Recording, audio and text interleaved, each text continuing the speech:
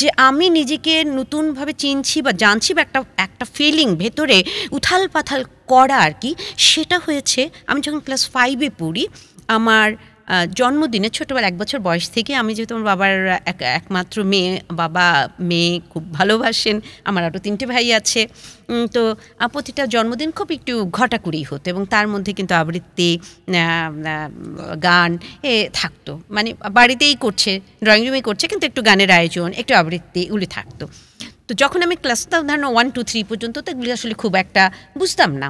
কিন্তু যখন আমি ক্লাস 5-এ পড়ি, তখন আমার বাবার বন্ধুর বোন খুশবু, তার নাম আমি অসংখ্যবার বলেছি, তো সে দেখতেও সুন্দর, দেখতেও রূপসী, কণ্ঠটা না অসাধারণ। তো কণ্ঠ অসাধারণ এটাও বুঝবার ক্ষমতা আমার হয়নি তখন, বাট উনি আমার ওই জন্মদিনের প্রোগ্রামে রবীন্দ্রনাথের বাঁশিওয়ালা পড়েছিলেন।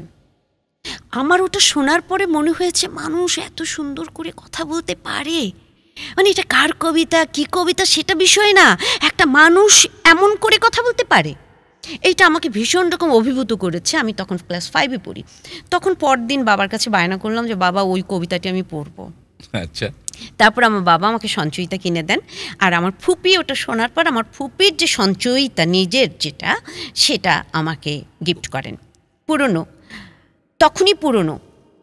তো আজ পর্যন্ত সেই সঞ্চয়িতাটাই আমি হাতে নেই। তারপরে অনেক অনেক সঞ্চয়িতা কিনেছি বা গিফটও পেয়েছি, কিন্তু ওটা না ধরলে আমার ঠিক হাতের আরাম হয় না।